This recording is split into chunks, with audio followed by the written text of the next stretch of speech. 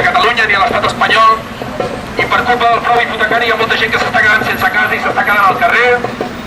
Des d'afectats per la hipoteca i la crisi no ens cansarem de denunciar això i de sol·licitar i demanar juntament amb la resta de plataformes de l'Estat que s'estan organitzant que es reguli la dació en pagament.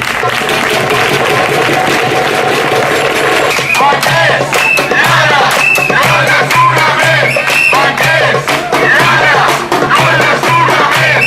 Banquers, i ara, no el desnonament! Caixa Tarragona va interposar l'any 2009 un procediment d'execució hipotecària amb resultat final de subhasta i apropiació de dues de les vivendes abans citades.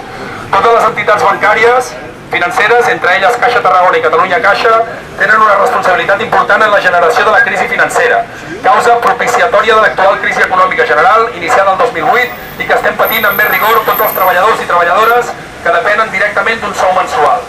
Malgrat això, aquestes entitats financeres han obtingut de forma impopular importants ajuts de l'administració pública per tal d'assegurar la seva viabilitat, cosa que no s'ha fet de forma equitativa a la part més dèbil econòmicament de la nostra societat. Sol·licitem a Caixa Tarragona, a Caixa Catalunya Ara, a Catalunya Caixa i a l'empresa Aliment que, degut a la impossibilitat de fer front a aquest deute hipotecari, s'accepti la pèrdua de les esmentades vivendes com una dació en pagament, lliure de qualsevol deute posterior, figura jurídica contemplada en el dret europeu, i es procedeixi a formalitzar un contracte de 5 anys de lloguer de cadascuna de les vivendes segons estableix la lau.